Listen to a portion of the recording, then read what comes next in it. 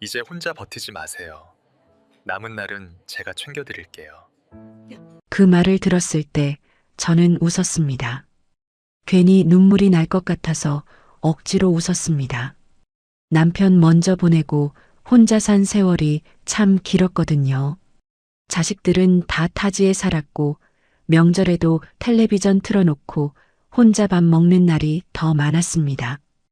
65이 되면 그런 삶에 익숙해질 줄 알았는데 오히려 밤이 더 길어졌습니다. 그래서 처음으로 시니어 모임에 나갔고 거기서 그 사람을 만났습니다. 말수 적고 조용한 사람이었습니다. 저는 늦게라도 기댈 수 있는 사람이 생겼다고 믿었습니다. 그 집에 들어가기 전까진요. 가족이 많은 집이었습니다. 드나드는 사람도 있고 냉장고엔 반찬도 넉넉했습니다. 그런데 들어가고 나서야 알았습니다.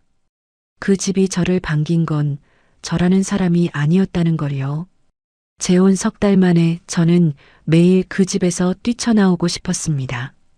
그들이 저를 가족으로 맞은 게 아니었다면 저에게 원했던 건 대체 무엇이었을까요? 시작 전 구독과 좋아요로 함께 해주시고 어느 지역에서 듣고 계신지 댓글로 한 번씩만 남겨주세요. 그곳에 행복이 닿길 바라겠습니다. 65이 되던 해 봄이었습니다. 그 나이쯤 되면 혼자 사는 것에 익숙해질 거라고 생각했습니다. 남편 먼저 보내고 10년 가까이 혼자였으니까요. 시장도 혼자 갔고 밥도 혼자 먹었고 아픈 날도 혼자 버텼습니다. 자식들한테 전화해서 엄마 오늘 좀 힘들다고 말한 적이 없었습니다. 말해봤자 걱정만 시킨다 싶었고 그것도 습관이 되면 그냥 혼자 끙끙 앓고 마는 거거든요. 그러다 보니 아프면 약국 가서 약 사 먹고 심심하면 텔레비전 틀어놓고 명절엔 차례 지낼 집이 따로 없으니 그냥 집에 있었습니다. 뭐 그래도 버티면 되는 줄 알았습니다.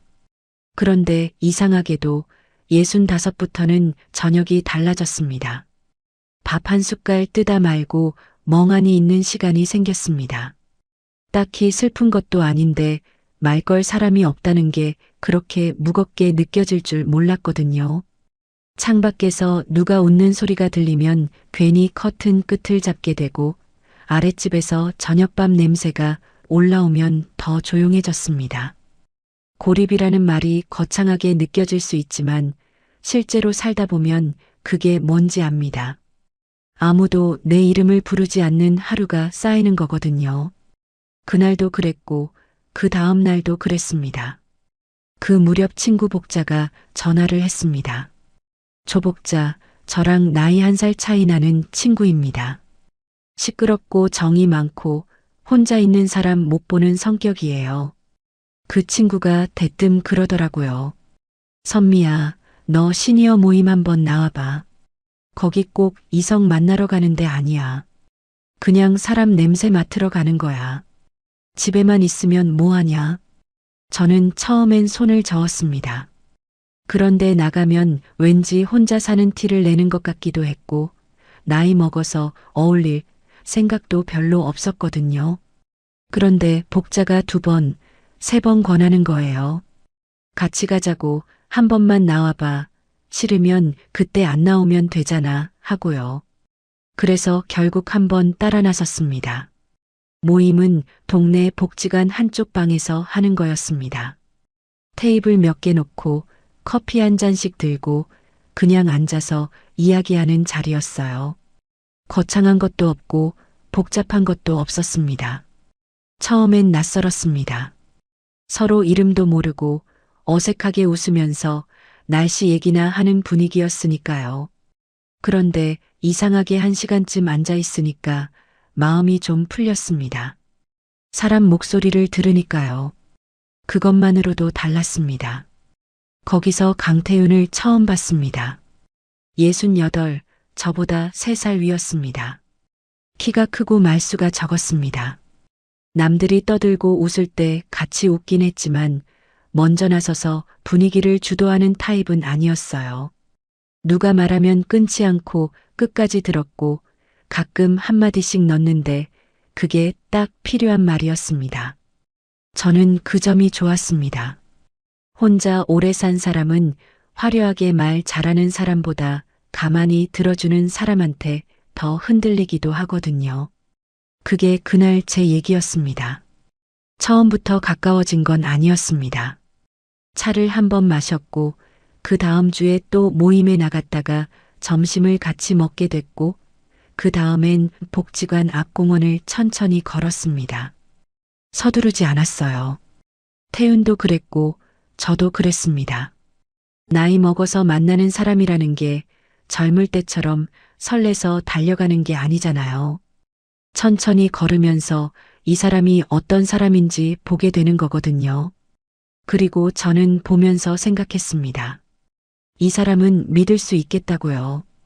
그런데 사실 솔직히 말하면 태윤 한 사람만 보고 마음이 움직인 게 아니었습니다. 어느 날 태윤이 자기 집 근처로 저를 초대했습니다. 동네 식당에서 밥을 먹은 뒤에 잠깐 집 앞까지 걸어가게 됐는데 그때 마침 딸 세리가 차를 몰고 오더라고요. 인사를 했습니다. 세리는 반갑게 웃으면서 저한테 어머니라고 불렀습니다. 아직 정해진 것도 없는데 먼저 그렇게 불러줬습니다. 사위 우진도 그날 거기 있었는데 공손하게 인사했습니다. 집에 잠깐 들어가서 차 한 잔 마셨는데 냉장고를 열었더니 반찬이 가득하더라고요. 세리가 챙겨다 놓은 거라고 했습니다. 복도 끝 방 쪽에서 사람 소리가 들렸고 집안에 사람이 드나든 흔적이 여기저기 있었습니다. 저는 그게 참 좋았습니다. 태윤 개인보다 더 크게 다가온 건 그 집이 가진 가족의 기척이었거든요. 명절에 갈 데 없는 저한테는 그 풍경이 너무 낯설었습니다. 따뜻하다기보다 부러웠다고 하는 게 더 맞을 것 같습니다.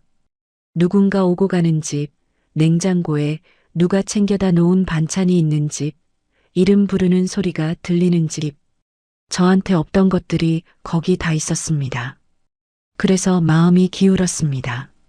지금 돌아보면 그게 시작이었습니다. 사람을 본 게 아니라 풍경을 본 거였어요. 태윤이 어느 저녁 산책길에서 말했습니다. 이제 혼자 버티지 마세요. 남은 날은 제가 챙겨드릴게요. 그 말을 들었을 때 저는 웃으면서도 눈이 뜨거워졌습니다. 10년 가까이 혼자 살면서 누가 그런 말을 해준 적이 없었거든요. 자식들도 바빠서 못하는 말을 이 사람이 해줬습니다. 저는 그 말을 믿었습니다. 늦게라도 기댈 수 있는 사람이 생겼다고, 이제 저도 누군가의 집에 속할 수 있겠다고 믿었습니다. 그래서 재혼을 결심했습니다. 혼인신고를 하고 제 짐을 싸서 그 집으로 들어갔습니다.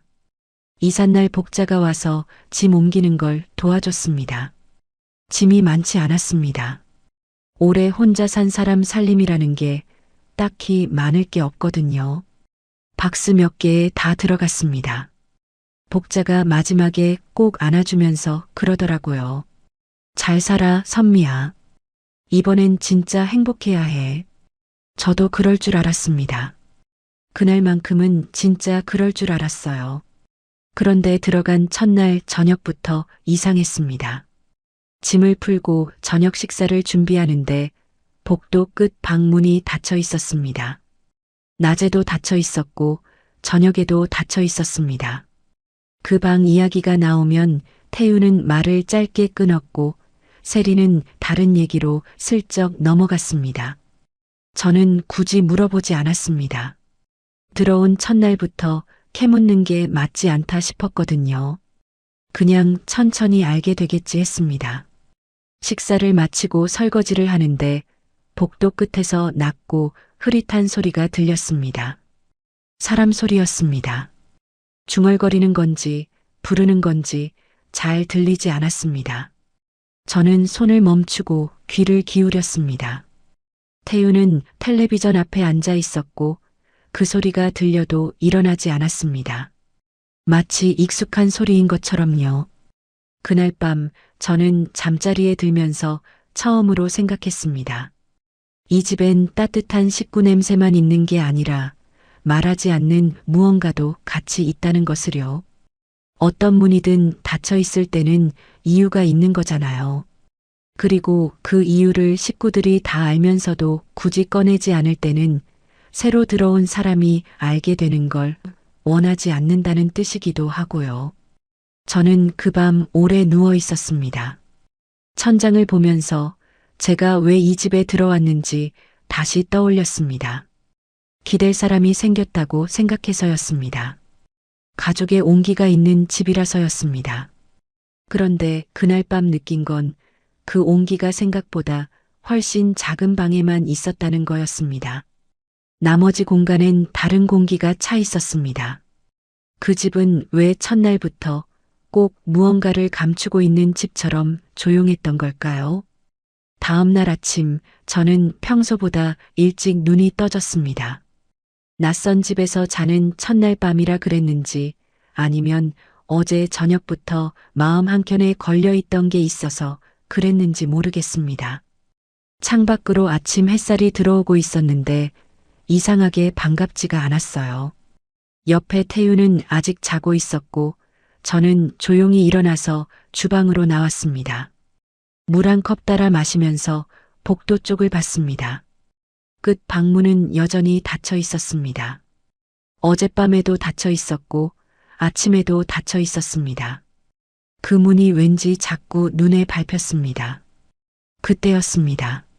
문 안쪽에서 소리가 났습니다. 작고 낮은 소리였습니다. 뭔가를 찾는 것 같기도 하고 혼잣말을 하는 것 같기도 했습니다. 저는 잠깐 망설였습니다. 들어가야 하나, 그냥 있어야 하나. 그 사이에 태윤이 방에서 나왔습니다. 저보다 먼저 복도 끝으로 걸어가더니 문을 조심스럽게 두드렸습니다. 누님 일어나셨어요? 대답이 없었습니다. 태윤은 문을 살짝 열고 들어갔다가 금방 나왔습니다. 그리고 처음으로 제대로 말을 꺼냈습니다. 누님이 조금 편찮으시다고 기억이 들었다 나갔다 하신다고 낯을 가리실 수 있으니 천천히 익숙해지면 된다고요. 설명은 딱 그만큼이었습니다. 더도 덜도 없이 그 짧음이 오히려 이상하게 느껴졌습니다. 결혼 전에 왜 한 번도 먼저 말하지 않았을까 하는 생각이 들었거든요.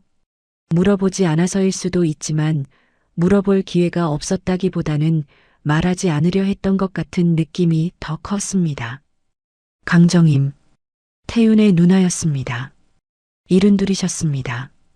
처음 뵌 건 그날 아침 식사 자리였습니다. 태윤이 방에서 모시고 나오셨는데 걸음이 느리고 눈빛이 좀 흐릿했습니다. 앉으시는데도 시간이 걸렸고 앉으신 뒤에도 한동안 허공을 보셨습니다. 저는 아침밥을 차리면서 최대한 자연스럽게 행동하려고 했습니다.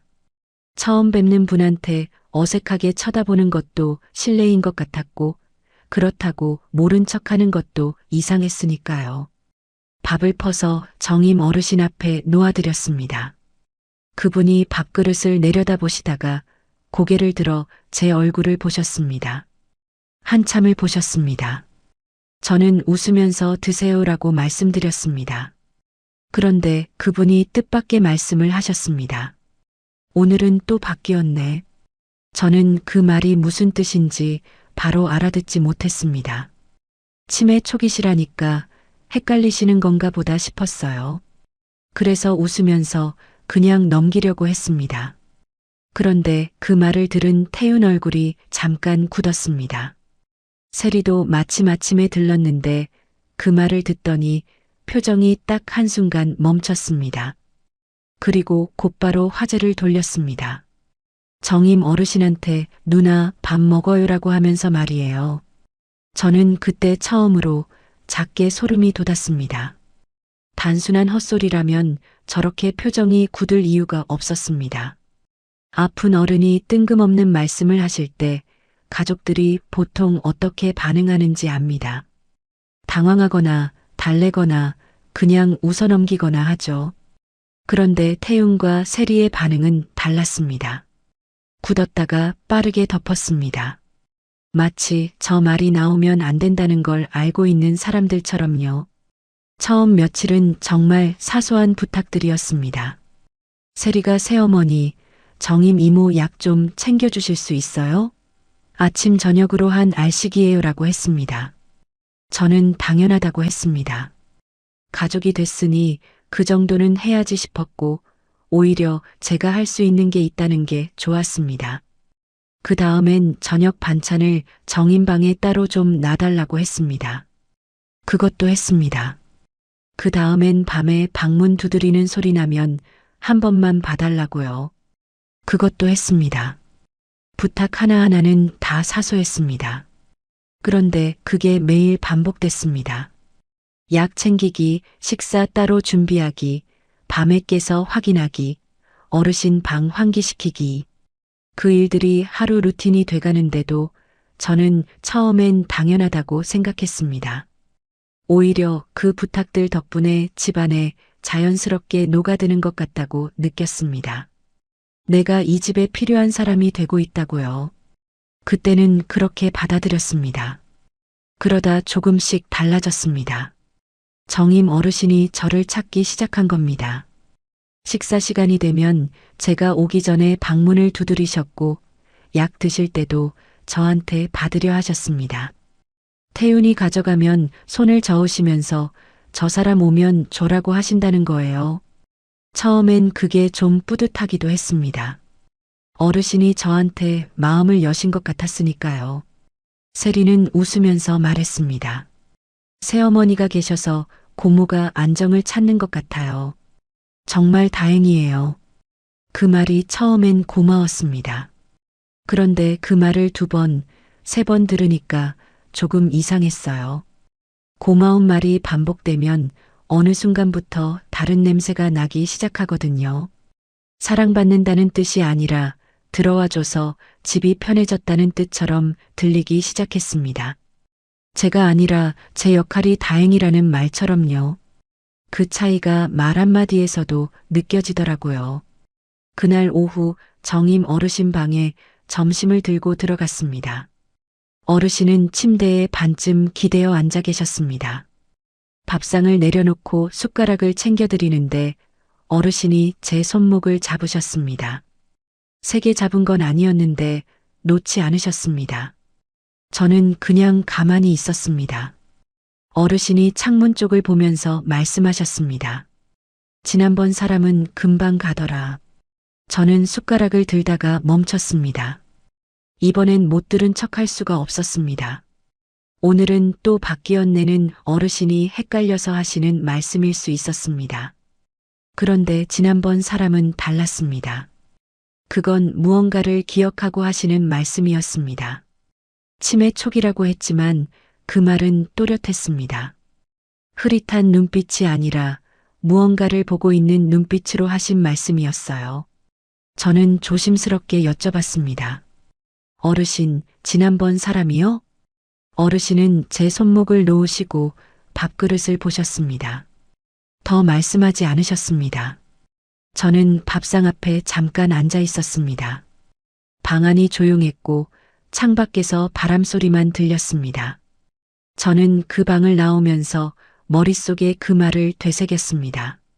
지난번 사람. 그 말이 그날 하루 종일 머릿속을 맴돌았습니다. 저보다 먼저 이 자리에 있었던 사람이 있었다는 걸까요? 아니면 어르신이 오래된 기억 속 누군가를 떠올리신 걸까요? 저는 태윤한테 물어봤습니다. 저녁 먹고 나서 나란히 앉아 텔레비전을 보던 중에 조심스럽게 꺼냈습니다. 오늘 어르신이 지난번 사람이라고 하시던데 그게 무슨 말씀이에요? 태윤은 잠깐 텔레비전을 보다가 말했습니다. 누님이 원래 그래요. 기억이 뒤섞이시거든. 신경 쓰지 않아도 돼요. 그게 다였습니다. 더 설명하지 않았습니다. 저는 그 대답이 영 걸렸지만 그 자리에서 더 캐묻지 않았습니다. 태윤 표정이 더 이상 말하고 싶지 않다는 걸 보여주고 있었거든요. 대화를 닫는 사람한테 계속 문을 두드리는 것도 제가 들어온 지 며칠 안 된 상황에선 쉽지 않았습니다. 그날 밤 혼자 누워서 생각했습니다. 정임 어르신이 하신 두 마디가 계속 이어졌습니다. 오늘은 또 바뀌었네와 지난번 사람은 금방 가더라. 치매 초기라고 해도 그 두 마디는 방향이 같았습니다. 누군가가 이 자리에 있었고 그 사람이 오래 있지 못했다는 방향으로요. 우연일 수도 있었습니다. 기억이 뒤섞여서 하신 말씀일 수도 있었습니다. 그런데 저는 그 가능성을 믿기가 점점 어려웠습니다. 창밖이 어두웠습니다. 태우는 옆에서 잠든 지 오래였고 저는 눈을 감지 못한 채 천장만 봤습니다. 가족 많은 집이 좋아서 들어왔는데 그 집안에서 가장 모르는 사람은 저였습니다. 다들 알고 있는 무언가를 저 혼자만 모르고 있는 것 같은 기분이 들었습니다. 그리고 그 무언가가 생각보다 단순하지 않을 수도 있다는 예감이 서서히 올라오기 시작했습니다. 정임 누나가 말한 지난번 사람은 정말 실존하는 누군가였을까요? 재혼한 지 2달이 지났습니다. 달력을 보면서 그걸 깨달았을 때 저는 한참 멍하니 앉아 있었습니다.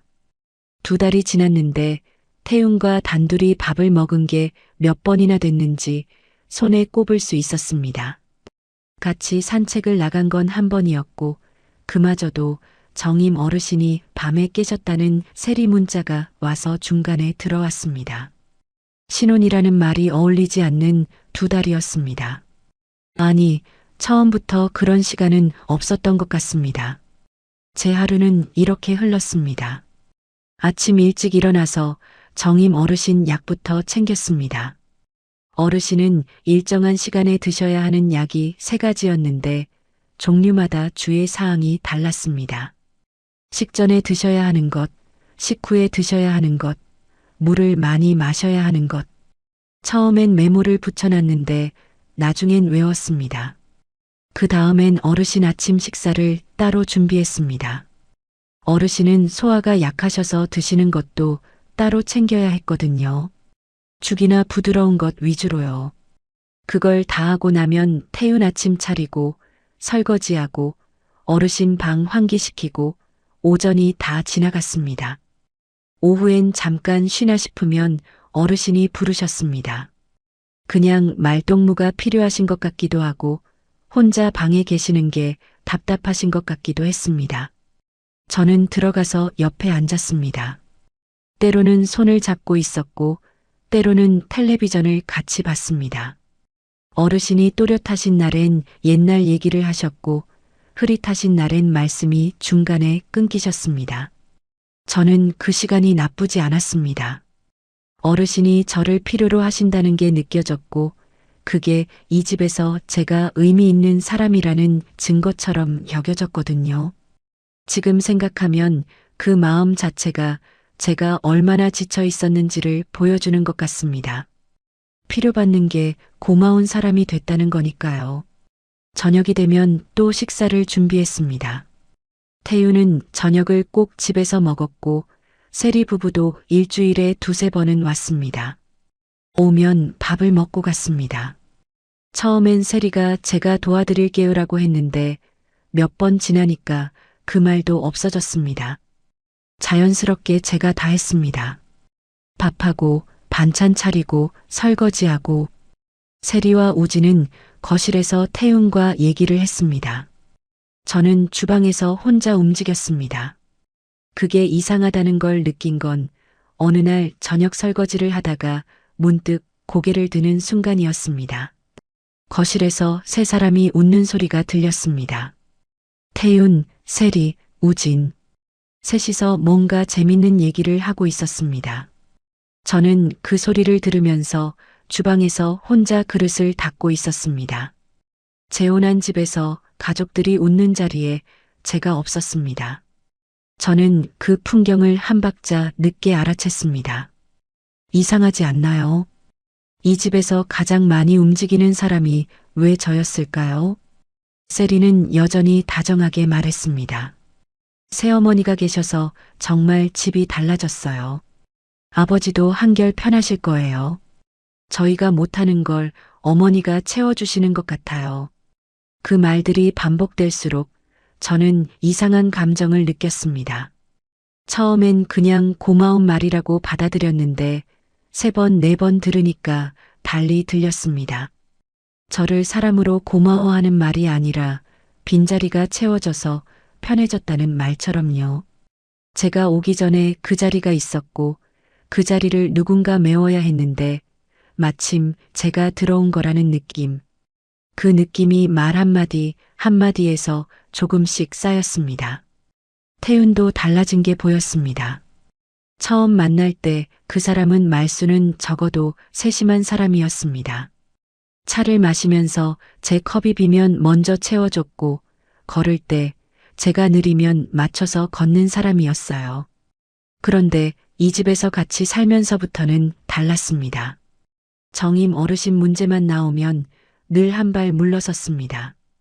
어르신이 밤에 소리를 지르시면 제가 일어나도 태윤은 방에서 나오지 않았습니다.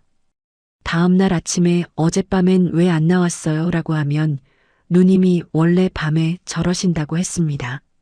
제가 힘들다고 하면 시간 지나면 나아질 거다고 했습니다. 구체적인 답은 없었습니다. 늘 애매했습니다. 책임질 자리에서는 꼭 그렇게 한 발씩 빠졌습니다. 그러다 그날이 왔습니다. 정임 어르신 방을 정리하던 날이었습니다. 어르신이 오전에 잠드셨길래 조용히 방안을 정돈하기 시작했습니다. 이불 개고 약통 정리하고 서랍 안에 뒤섞인 잡동사니들을 가지런히 놓으려고 서랍을 열었습니다. 그런데 서랍 안쪽에 물건들이 있었습니다. 여성용 머리끈 2개, 낡은 손거울, 그리고 반으로 접힌 메모 한 장. 머리끈과 손거울은 제가 들어오면서 가져온 게 아니었습니다. 확실했습니다. 저는 이사 올 때 짐이 많지 않았고 어르신 방에 제 물건을 둔 적도 없었거든요. 그럼 어르신 물건인가 했는데 손거울이 너무 젊은 감각이었습니다. 어르신이 쓰시기엔 맞지 않는 물건이었습니다. 메모를 들었습니다. 잠깐 망설였습니다. 남의 방에서 쪽지를 펼쳐보는 게 맞나 싶었지만 손이 이미 펼치고 있었습니다. 작은 글씨로 짧게 적혀 있었습니다. 야근 6시 전에. 밤에 부르면 바로 가지 말고 먼저 상황 볼 것. 저는 그 메모를 들고 한참 서 있었습니다. 태윤 필체가 아니었습니다. 세리 필체도 아니었습니다. 저는 그 2사람 글씨를 어느 정도 알고 있었는데 분명히 달랐습니다. 그렇다면 누구의 글씨일까요? 이 메모는 누가 썼고 왜 어르신 서랍 안에 있었을까요? 메모 내용은 어르신을 돌보는 사람이 남긴 생활 지침 같았습니다. 정임 어르신 약 복용 시간과 밤에 부를 때 대응하는 방법을 적어 놓은 거였습니다. 그 집에 들어와서 어르신을 돌본 사람이 썼다는 뜻이었습니다. 그런데 그건 제가 아니었습니다. 저는 아직 그런 메모를 쓴 적 없었거든요. 그 메모는 저보다 먼저 쓰인 것이었습니다. 제자리에 서서 정임 어르신이 하셨던 말씀들이 다시 떠올랐습니다. 오늘은 또 바뀌었네. 지난번 사람은 금방 가더라. 그 말들이 이제 다르게 들렸습니다. 어르신은 치매 초기 증상으로 헷갈려서 하신 말씀이 아니었습니다. 기억하고 계셨던 겁니다. 저보다 먼저 이 자리에서 어르신을 돌본 사람이 있었다는 걸요. 그리고 그 사람이 오래 있지 못하고 나갔다는 걸요. 메모를 다시 접어서 서랍에 넣었습니다. 어르신이 주무시는 동안 방을 나왔습니다. 주방으로 가서 물을 한 컵 따랐는데 손이 조금 떨렸습니다. 딱히 무섭다기보다 생각이 너무 빠르게 돌아가서 그랬던 것 같습니다. 그날 저녁 정임 어르신이 깨셨습니다. 저녁 식사를 드리러 들어갔더니 어르신이 이미 침대에 앉아 계셨습니다. 눈빛이 그날은 유난히 또렷했습니다. 흐릿한 날과 또렷한 날이 반복된다고 했는데 그날은 또렷한 날이었습니다. 어르신이 저를 보시더니 손을 뻗어서 제 손을 잡으셨습니다. 그리고 낮고 조용하게 말씀하셨습니다. 넌 이번엔 좀 오래 있겠네. 저는 그 말을 듣고 숨이 잠깐 멎는 것 같았습니다. 이번엔 그 말이 걸렸습니다. 이번엔이라는 말은 지난번이 있었다는 뜻이었습니다. 어르신은 지금 무언가를 기억하시면서 하시는 말씀이었습니다. 치매 초기라는 말로 덮어버리기엔 그 문장은 너무 정확했습니다. 저는 어르신 손을 살며시 잡고 웃으면서 그러면 좋겠네요 라고 했습니다. 다른 말이 나오지 않았습니다. 방을 나오면서 저는 마음속으로 뭔가가 딱 맞아 들어가는 소리를 들었습니다. 이 집이 저를 원했던 게 아니었습니다. 이 집엔 누군가가 계속 필요했던 겁니다. 어르신 곁에 있어줄 사람, 약을 챙길 사람, 밤에 깼을 때 달려갈 사람. 그 자리가 비어 있었고 그 자리를 채우는 사람들이 있었다가 나갔고 그 다음이 저였던 겁니다. 세리의 친절이, 태윤의 배려가, 그 집의 따뜻한 기척이 어떤 목적으로 만들어진 분위기였는지가 서서히 보이기 시작했습니다. 저는 그날 밤 좀처럼 잠을 이루지 못했습니다. 가족이 많은 집이 좋아서 들어왔는데 그 가족들은 서로 미루고 있는 것이 있었고 저는 그 빈자리에 들어온 사람이었습니다. 그걸 모른 채 들어온 제가 어리석었던 걸까요? 아니면 알려주지 않은 그 사람들이 잘못된 걸까요? 저는 그 답이 이미 나와 있다는 걸 알면서도 아직 받아들이고 싶지 않은 마음이 한쪽에 있었습니다. 저보다 먼저 저와 비슷한 자리에서 이 집을 견디다 나간 여자가 정말 있었던 걸까요? 그날 이후로 저는 달라졌습니다. 티를 내지 않았습니다. 아침에 일어나서 어르신 약 챙기고 밥 짓고 설거지하고 그 루틴을 그대로 유지했습니다. 세리가 오면 웃으면서 맞았고 태윤한테도 평소처럼 대했습니다. 겉으로 보면 아무것도 달라진 게 없었습니다. 하지만 속으로는 달라졌습니다. 감정으로 받아들이던 것들을 이제 눈으로 보기 시작했습니다. 누가 어떤 말을 하는지, 누가 어떤 순간에 슬쩍 빠지는지, 누가 누구를 보면서 안도의 한숨을 내쉬는지요. 그리고 명절이 다가왔습니다. 명절 일주일 전부터 집안 분위기가 달라졌습니다. 세리가 자주 왔고 우진도 따라왔습니다. 친척들이 온다고 했습니다. 태윤 쪽 친척들이 명절마다 이 집에 모인다고 했습니다. 저는 그 말을 들으면서 처음엔 그냥 받아들였습니다. 명절에 친척들이 모이는 건 당연한 일이니까요. 그런데 그 다음 말이 문제였습니다. 세리가 웃으면서 말했습니다. 이번 명절은 새어머니가 계셔서 훨씬 수월하겠어요. 저는 그 말을 듣고 잠깐 멈췄습니다. 수월하다는 말이 어디에 걸리는지 생각했습니다. 명절 준비가 수월하다는 건데 그게 왜 제가 있어서 수월한 걸까요? 친척들한테 소개할 사람이 생겨서 자리가 풍성해진다는 뜻일 수도 있었습니다. 그런데 그 말투가 그런 느낌이 아니었습니다. 짐이 해결됐다는 사람의 말투였습니다. 그 미묘한 차이를 저는 그날 처음으로 정확하게 들었습니다. 명절 사흘 전부터 준비가 시작됐습니다. 세리가 장을 봐왔습니다. 큰 봉투 여러 개를 들고 와서 주방에 내려놓고는 새어머니, 이거 좀 부탁드려도 될까요? 라고 했습니다. 저는 당연하다고 했습니다. 봉투를 열어보니 전 재료, 나물 재료, 각종 제수 음식 재료가 가득했습니다. 혼자 다 하려면 꼬박 이틀은 걸릴 양이었습니다. 그날부터 저는 주방에서 살았습니다. 명절 전날은 특히 길었습니다. 아침 일찍 일어나서 나물을 씻고 데치고 전 반죽을 만들고 재료를 다듬었습니다. 그 사이에 정임 어르신 약도 챙기고 식사도 따로 드려야 했습니다. 어르신이 명절 전날부터 기분이 오락가락하셨거든요. 사람이 많아지는 걸 본능적으로 느끼시는 건지 평소보다 더 자주 부르셨습니다. 저는 주방과 어르신 방을 오가면서 하루를 보냈습니다. 태유는 어디 있었냐고요?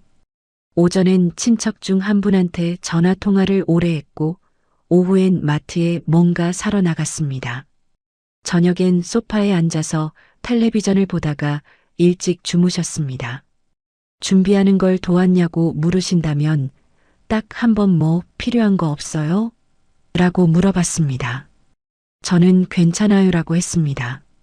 그 말이 나온 건 도움을 거절해서가 아니었습니다. 그때까지만 해도 저는 아직 참고 있었거든요. 속에서 뭔가 끓어오르는 게 있었지만 명절 전날에 싸움을 만들고 싶지 않았습니다. 세리는 저녁 무렵에 들어왔습니다. 주방 문 앞에서 안을 들여다보더니 말했습니다. 어머, 벌써 이만큼 하셨어요? 대단하시다. 저는 웃었습니다. 웃으면서 아무 말도 하지 않았습니다. 그날 저는 이미 12시간 가까이 서 있었습니다. 등이 뻐근하고 발바닥이 얼얼했습니다. 대단하다는 말 한마디로 그 시간이 정리되는 게 이상하게 씁쓸했지만 내색하지 않았습니다. 명절 당일 아침부터 친척들이 들어오기 시작했습니다. 처음 보는 얼굴들이었습니다. 태윤의 사촌 부부, 세리 쪽 친척 몇 분, 조카들. 다들 들어오면서 저를 보고 아, 새로 오신 분이세요? 라고 했습니다. 저는 인사를 했습니다. 다들 겉으론 반겼습니다. 형님 외로우셨는데 잘됐다. 좋은 분 오셨네. 이제 집이 더 따뜻하겠어요 라고요. 저는 그 말들을 들으면서 웃었지만 어딘가 어색했습니다. 축하라기보다는 새로 들어온 사람을 살피는 눈빛이 더 많았거든요. 제가 어떤 사람인지, 어디서 왔는지, 얼마나 버틸 것 같은지를 가늠하는 눈빛이요. 밥상 차리는 건 제 몫이었습니다. 세리가 옆에서 조금 거들었지만 중심은 제가 잡았습니다. 큰 상을 2개 펼치고 음식을 올리고 어르신 밥상을 따로 챙기고 어른들이 앉으실 자리를 확인했습니다. 움직이는 내내 등이 아팠지만 멈출 수가 없었습니다. 명절 준비라는 게 그렇거든요. 중간에 주저앉을 타이밍이 없습니다. 그런데 그때였습니다. 그릇을 가지러 주방에서 안방 쪽으로 지나가던 중이었습니다. 안방 문이 살짝 열려 있었습니다. 안에서 소리가 났습니다. 낮지만 또렷한 소리였습니다. 저는 걸음을 멈췄습니다. 태윤, 세리, 우진 셋이서 얘기하고 있었습니다. 세리 목소리가 먼저 들렸습니다. 이번엔 그래도 오래 버티네. 우진이 받았습니다. 오빠도 한결 편하겠지. 세리가 다시 말했습니다. 괜히 눈치 주지 말고 그냥 지금처럼 두는 게 나아. 저는 그 자리에 그대로 서 있었습니다. 발이 움직이지 않았습니다. 들고 있던 그릇이 손 안에서 차갑게 느껴졌습니다. 머릿속이 조용해졌습니다. 슬프다거나 화가 난다기보다 모든 것이 한 번에 맞아 들어가는 느낌이었습니다. 이번엔 그 말이 또 나왔습니다. 정임 어르신이 하셨던 말씀과 똑같은 구조였습니다. 이번엔 좀 오래 있겠네. 이번엔 그래도 오래 버티네. 어르신이 기억 속에서 꺼내신 말씀이 아니라 이 가족들이 실제로 쓰는 말이었습니다. 저 이전에도 누군가 있었고 그 사람은 오래 있지 못했고 지금 저를 보면서 이번엔 좀 낫다고 얘기하고 있는 거였습니다. 저는 조용히 그 자리를 벗어났습니다. 주방으로 돌아와서 물을 한 컵 마셨습니다. 손이 약간 떨렸습니다. 숨을 한번 크게 들이쉬고 내쉬었습니다. 거실에서 친척들 웃음소리가 들렸고 텔레비전 소리도 들렸습니다. 저는 그 소리를 들으면서 생각했습니다. 처음부터 반긴 건 저라는 사람이 아니었습니다. 저가 채워줄 자리였습니다. 어르신 곁을 지킬 사람, 명절 부엌을 책임질 사람, 가족들이 서로 미루던 짐을 말없이 들어줄 사람. 그 자리가 비어 있었고 저는 외로움에 눈이 멀어서 그 자리로 걸어 들어간 겁니다. 가족의 온기가 그리워서요. 따뜻한 집이 부러워서요. 그날 밤 친척들이 다 돌아간 뒤 저는 방으로 들어가서 수첩을 꺼냈습니다. 손이 아직 조금 떨렸지만 차분하게 펜을 들었습니다. 그리고 쓰기 시작했습니다. 정임 어르신이 하셨던 말씀들. 오늘은 또 바뀌었네. 지난번 사람은 금방 가더라. 넌 이번엔 좀 오래 있겠네. 날짜와 함께 적었습니다. 세리가 보낸 부탁 문자들도 적었습니다. 약 챙겨달라는 것, 밥상 따로 부탁한다는 것, 명절 준비 재료 들고 오면서 맡긴 것들, 안방 문틈에서 들은 대화도 날짜와 시간을 적어서 그대로 옮겼습니다. 어르신 서랍에서 나온 메모 이야기도 썼습니다. 누구 필체인지 모르는 그 메모, 여성용 머리끈, 낡은 손거울. 수첩을 채우면서 저는 처음으로 차가워졌습니다. 슬픔이나 분노가 아니었습니다. 감정이 한 단계 내려앉으면서 오히려 생각이 선명해지는 그런 상태였습니다. 이제 감정으로만 나올 수 없다는 걸 알았거든요. 울고 소리 지르고 따지는 건 이 집 사람들한테 아무 소용이 없을 거라는 걸 이미 2달 동안 보면서 알았습니다.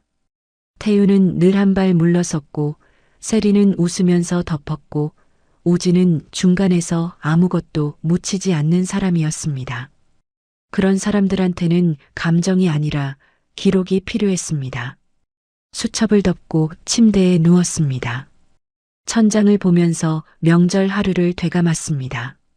아침부터 저녁까지 제가 한 일들, 서 있었던 시간, 오간거리, 그리고 안방 문틈에서 들린 그 세 마디, 그 말들이 귓가에서 지워지지 않았습니다.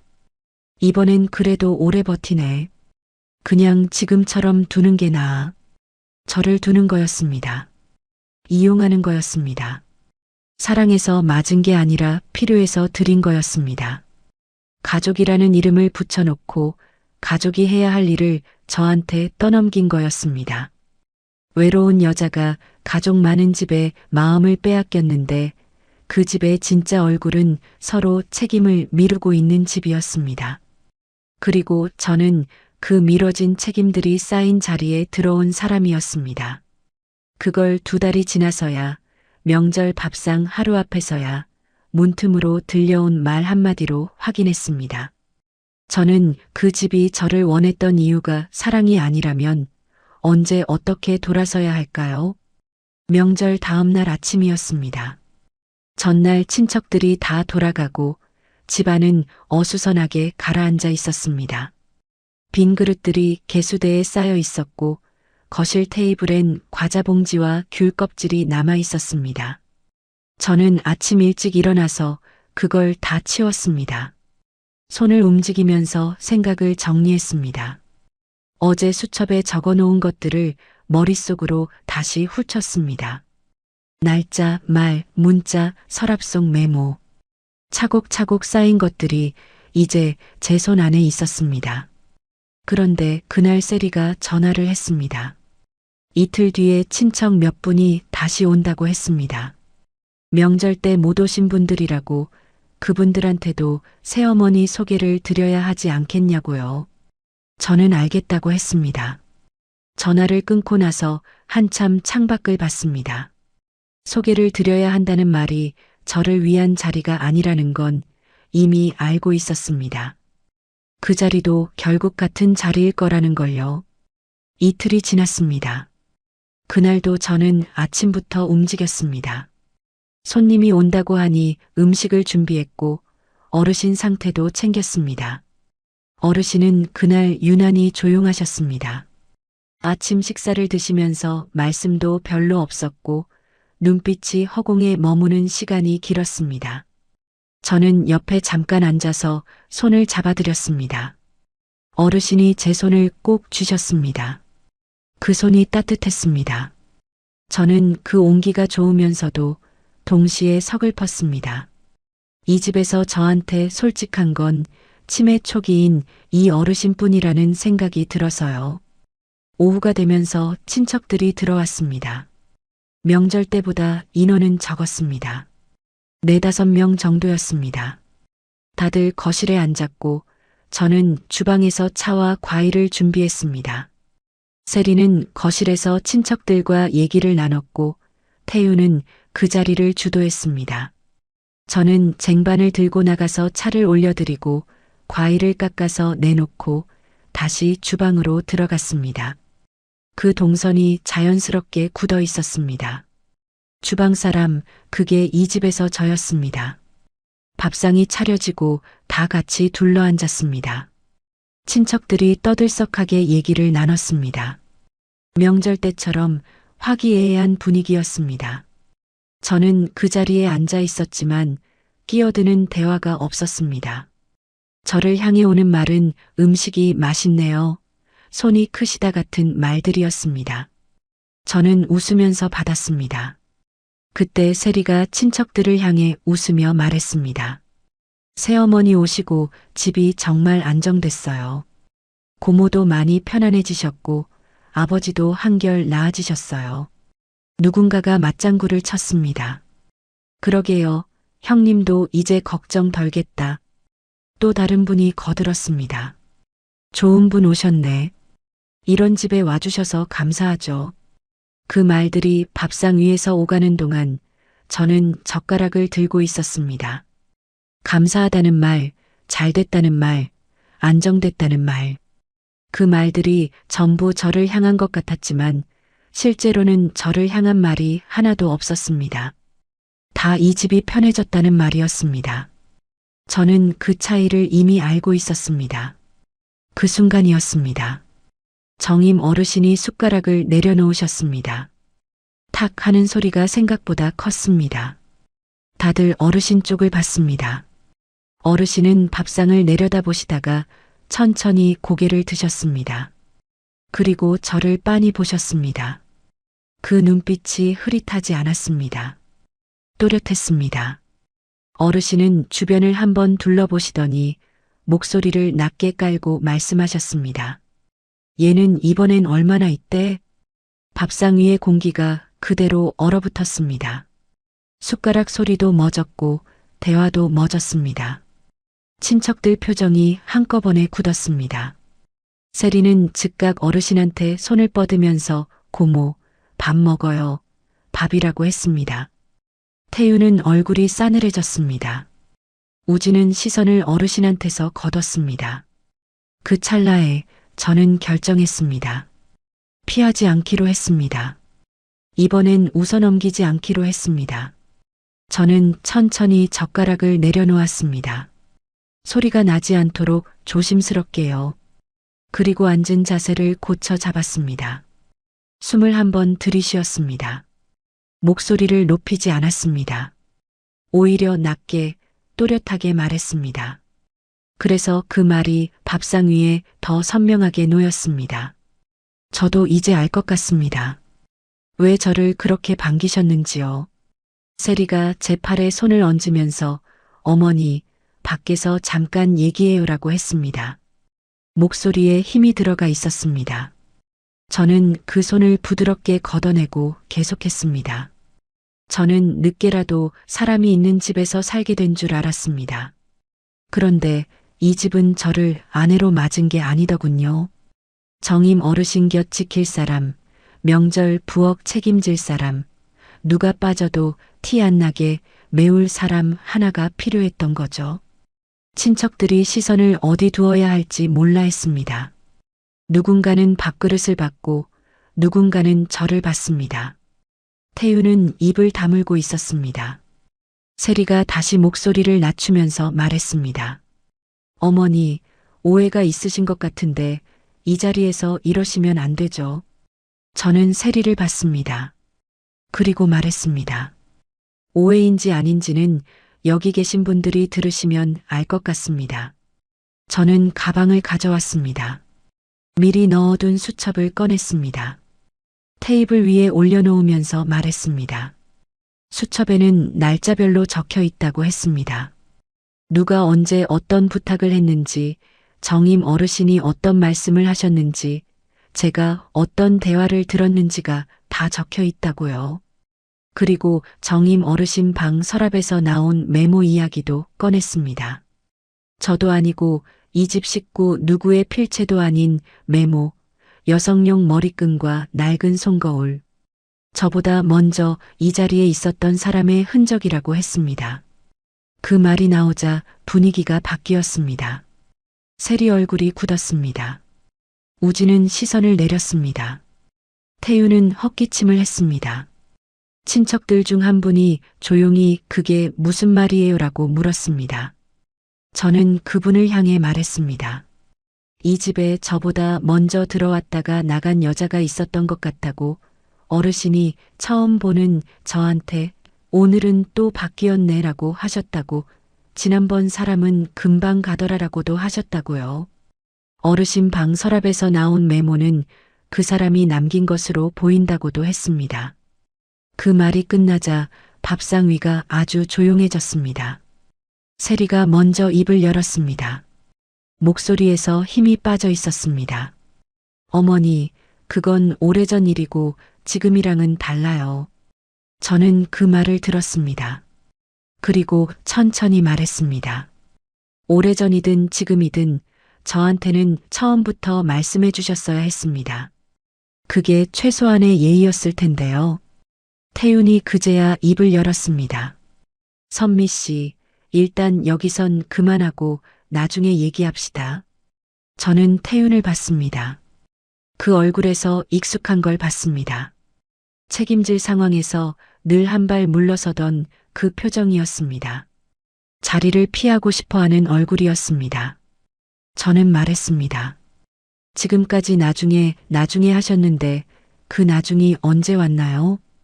그 말에 아무도 대답하지 않았습니다. 친척들 표정이 달라져 있었습니다. 처음 들어왔을 때 저를 살피던 눈빛이 아니었습니다. 이제는 태윤과 세리를 보는 눈빛이었습니다. 새로 들어온 사람이 아니라 이 집이 어떻게 돌아가고 있었는지를 보는 눈빛이었습니다. 망신당한 건 저가 아니었습니다. 저를 조용한 사람으로 알고 편하게 써온 그 가족들이었습니다. 저는 수첩을 가방에 다시 넣었습니다. 그리고 자리에서 일어나면서 정임 어르신을 봤습니다. 어르신은 밥그릇을 내려다보고 계셨습니다. 아까보다 눈빛이 흐려져 있었습니다. 저는 어르신한테 조용히 말씀드렸습니다. 어르신, 밥 드세요. 어르신이 고개를 드셨습니다. 저를 한참 보셨습니다. 그리고 천천히 숟가락을 드셨습니다. 저는 그 모습을 보면서 주방으로 들어갔습니다. 등 뒤로 거실이 조용한 채 있었습니다. 주방에서 물 한 컵을 마셨습니다. 손이 떨리지 않았습니다. 심장이 빠르게 뛰긴 했지만 무너지는 느낌은 없었습니다. 오히려 오랫동안 가슴 안에 눌려있던 것이 조금 거친 것 같은 느낌이었습니다. 2달 동안 참았던 게 터진 게 아니라 차분하게 꺼냈습니다. 그 차이가 중요했습니다. 감정으로 쏟아냈다면 이 집 사람들은 또 넘어갔을 겁니다. 그런데 수첩이 있었고 날짜가 있었고 어르신 말씀이 있었습니다. 그건 덮을 수 없는 것들이었습니다. 그날 밤 친척들이 다 돌아가고 집안이 조용해졌습니다. 세리도 일찍 나갔습니다. 우진도 따라 나갔습니다. 태유는 방에 들어가서 나오지 않았습니다. 저는 혼자 거실에 앉아서 불을 켜지 않은 채 있었습니다. 창밖으로 가로등 빛이 들어왔습니다. 이 집에 처음 들어오던 날 밤이 생각났습니다. 가족의 기척이 좋아서 들어온 집이었는데 그 기척이 결국 무엇이었는지 이제 알았습니다. 그 밥상 앞에서 모든 게 드러난 뒤에도 제가 다시 그 집에 남아 있어야 할 이유가 있었을까요? 짐을 싸기 시작한 건 그 다음 날 아침이었습니다. 친척들이 다 돌아가고 세리도 나가고 태유는 방에서 나오지 않은 채 밤이 지났습니다. 저는 그 밤을 거실에서 오래 앉아 있다가 새벽이 되어서야 방으로 들어갔습니다. 누웠지만 잠은 오지 않았습니다. 천장을 보면서 이 집에 들어오던 날을 생각했습니다. 이삿짐 박스가 몇 개 안 됐던 것, 복자가 꼭 안아주던 것, 그날 저녁 처음으로 느꼈던 닫힌 방 앞의 서늘함. 그게 벌써 2달 전이었습니다. 아침이 되자 저는 일어나서 박스를 꺼냈습니다.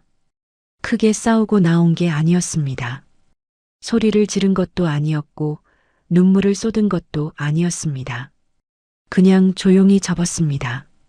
이불을 개고 옷을 정리하고 화장대 위에 올려뒀던 것들을 하나씩 챙겼습니다. 손이 빠르지도 느리지도 않았습니다. 이건 감정 싸움이 아니었으니까요. 마음이 완전히 돌아선 사람의 정리는 이런 겁니다. 조용하고 확실하고 되돌리지 않습니다.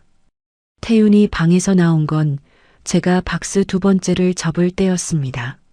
문 앞에 서서 한동안 아무 말도 하지 않다가 천천히 입을 열었습니다. 선미 씨, 어제 세리가 말을 잘못했어요. 그게 그런 뜻이 아니었는데. 저는 박스 테이프를 뜯으면서 들었습니다. 대꾸하지 않았습니다. 누님 상태가 원래 그렇다고. 낯선 사람한테 이상한 말씀을 하시는 경우가 있어서 그래요. 그걸 너무 진지하게 받아들이신 것 같아요. 저는 그 말을 듣고 손을 멈췄습니다. 그리고 태윤을 봤습니다. 어르신 말씀이 진지하지 않았으면 서랍 안에 있던 메모는요? 그것도 어르신이 헷갈려서 만들어둔 거예요? 태윤이 말을 잇지 못했습니다. 지난번 사람이 남긴 메모 아닌가요? 야근 6시 전에 밤에 부르면 바로 가지 말고 먼저 상황 볼 것. 그게 어르신 필체도 아니고 당신 필체도 아니고 세리 필체도 아니었어요. 저는 이 집에 들어온 뒤로 그 메모 내용을 그대로 살았어요. 알고 한 건 아닌데 결국 같은 자리에 서 있었던 거죠. 태윤은 그 말에 아무 대답을 하지 않았습니다. 시선을 바닥으로 내렸습니다. 저는 다시 박스를 접었습니다. 그 침묵이 답이었습니다. 모른다고 할 수 없었던 거죠. 처음부터 알면서 말하지 않은 거였습니다. 세리가 온 건 오전 중이었습니다. 초인종 소리가 나서 나가보니 세리가 서 있었습니다. 표정이 어제와 달랐습니다. 날카롭지도 않고 다정하지도 않은 뭔가를 계산하는 얼굴이었습니다. 어머니, 어제 제가 친척들 앞에서 그런 상황이 되어서 많이 당황하셨죠. 저도 제 말이 어떻게 들렸는지 생각해 봤어요. 저는 문 앞에 서서 들었습니다. 그런데 어머니도 아시잖아요. 고모 상태가 그러시니까 저희가 많이 지쳐 있었던 건 사실이에요. 어머니가 오시고 나서 저희가 많이 의지한 건 맞는데 그게 나쁜 뜻은 아니었어요. 가족이니까 같이 짐을 나누는 거라고 생각했거든요. 저는 세리 말을 끝까지 들었습니다. 그리고 말했습니다. 가족이 짐을 나누는 거라면 저한테만 지워진 이유가 뭔가요? 어르신 약을 챙긴 것도 저였고 밤에 일어난 것도 저였고 명절 부엌도 저였어요. 세리 씨는 그동안 몇 번이나 어르신 약을 직접 챙겼어요? 세리가 입을 다물었습니다. 짐을 나눈다는 말은 서로 비슷하게 들 때 하는 말이에요. 한 사람한테 몰아놓고 나눴다고 하면 그건 다른 말이죠. 세리는 더 말하지 않았습니다. 저도 더하지 않았습니다. 문을 닫았습니다. 며칠 뒤 저는 법적인 절차를 알아봤습니다. 혼인 기간이 짧았습니다. 재산 분할을 크게 기대할 수 있는 상황이 아니라는 건 저도 알았습니다. 처음부터 그걸 바라고 들어간 게 아니었으니까요. 그런데 제가 2달 동안 한 것들은 분명히 있었습니다. 어르신 돌봄, 집안일, 명절 준비, 생활비도 일부 쓴 게 있었습니다. 그 몫만큼은 흐지부지 넘기고 싶지 않았습니다. 빈손으로 나오는 게 당연하다고 생각하면 이 집이 한 일이 아무 일도 아닌 게 되는 거니까요. 수첩이 있었고 문자가 있었고 어르신 말씀이 있었습니다. 태윤 쪽도 모른 척하기 어려운 게 있다는 걸 알고 있었습니다. 크게 싸우지 않았습니다. 서로 길게 끌고 싶지 않다는 것도 알았고, 저도 그럴 힘을 거기에 쓰고 싶지 않았습니다. 결국 이사비와 2달 동안 감당한 몫에 대한 최소한의 보상을 받았습니다. 크지 않았습니다. 그래도 빈손은 아니었습니다. 그게 중요했습니다. 빈손이 아니라는 것, 아무 흔적 없이 나온 게 아니라는 것이요. 혼인신고를 되돌리는 서류를 쓰던 날, 저는 이상하게 눈물이 나지 않았습니다. 슬프지 않아서가 아니었습니다. 슬펐습니다. 늦게 다시 믿어보려 했던 마음이 헛것이 된 것 같아서요. 그런데 울음이 나올 자리가 없었습니다. 이미 너무 많은 것들을 확인한 뒤였거든요. 눈물은 아직 믿고 싶을 때 나오는 것 같습니다. 더 이상 믿지 않을 때는 그냥 담담해지더라고요. 다시 혼자가 됐습니다. 짐박스 몇 개를 들고 나왔습니다. 들어갈 때랑 비슷한 부피였습니다. 복자가 또 와줬습니다. 박스를 차에 싣는 걸 도와주면서 아무 말도 하지 않았습니다. 저도 아무 말 하지 않았습니다. 다 싣고 나서 복자가 제 어깨를 한번 두드렸습니다. 그것만으로 충분했습니다. 처음 며칠은 많이 허탈했습니다. 집에 들어오면 또 조용했습니다. 불 꺼진 방, 아무도 부르지 않는 이름, 혼자 먹는 밥. 그 집에 들어가기 전과 똑같은 풍경이었습니다. 그래서 더 허탈했는지도 모릅니다. 2달을 돌아서 왔는데 제자리인 것 같아서요. 창피하다는 생각도 들었습니다. 내가 너무 급하게 믿었나, 외로움에 너무 눈이 멀었나 싶었습니다. 밤에 혼자 누워서 그런 생각들이 돌아올 때마다 손으로 눈을 꾹 눌렀습니다. 그런데 일주일쯤 지나자 달라졌습니다. 아침에 눈을 떴을 때 오늘 누구 약을 챙겨야 한다는 생각이 없었습니다. 밥을 먹을 때 누군가 눈치를 봐야 한다는 긴장이 없었습니다. 저녁에 혼자 앉아 있어도 등 뒤에서 뭔가 부탁이 날아올 것 같은 느낌이 없었습니다. 그 없음이 처음엔 허탈함인 줄 알았는데 시간이 지나니까 그게 편안함이었습니다. 누군가 있는 집에 들어갔는데 더 외로웠던 2달보다 혼자여도 제 마음이 제 것인 지금이 낫다는 걸 알게 됐습니다. 숨이 쉬어졌습니다. 그 말이 딱 맞습니다. 그 집에 있는 동안 저는 숨을 반쯤 참고 살았던 것 같습니다.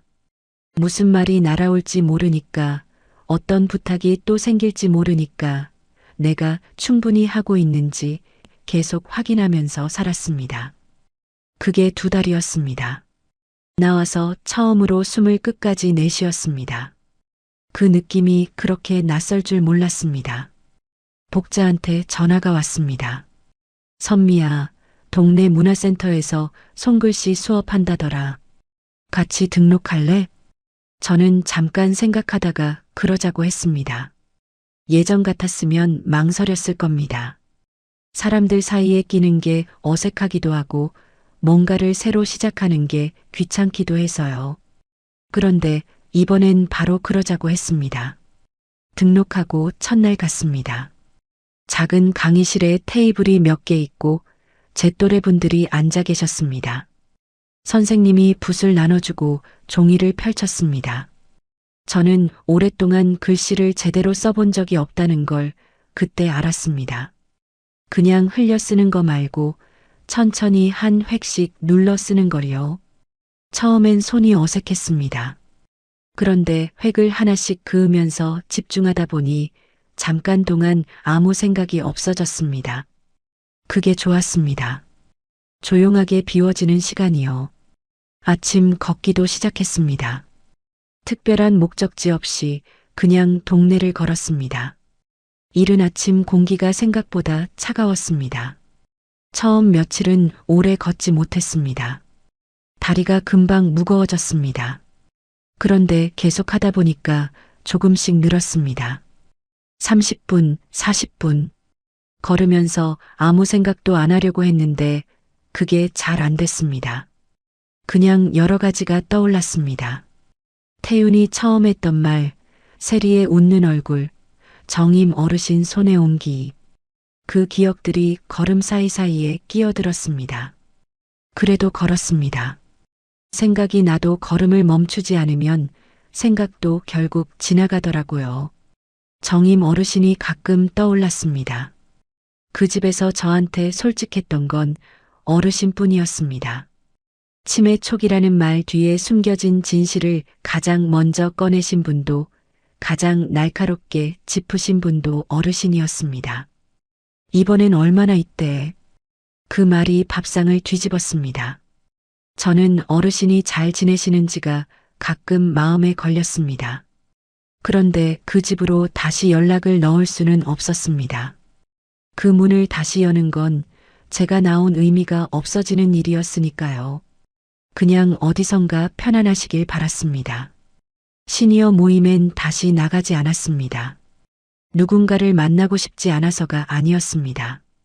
그 자리에서 시작된 것들을 생각하면 아직 그 공간이 편하지 않았습니다. 복자는 괜찮으면 나중에 다시 나와도 된다고 했습니다. 저는 그럼하고 했습니다. 지금은 아니지만 언젠가는요. 외로운 노후가 무서워서 재혼했습니다. 그런데 더 무서운 건 따로 있었습니다.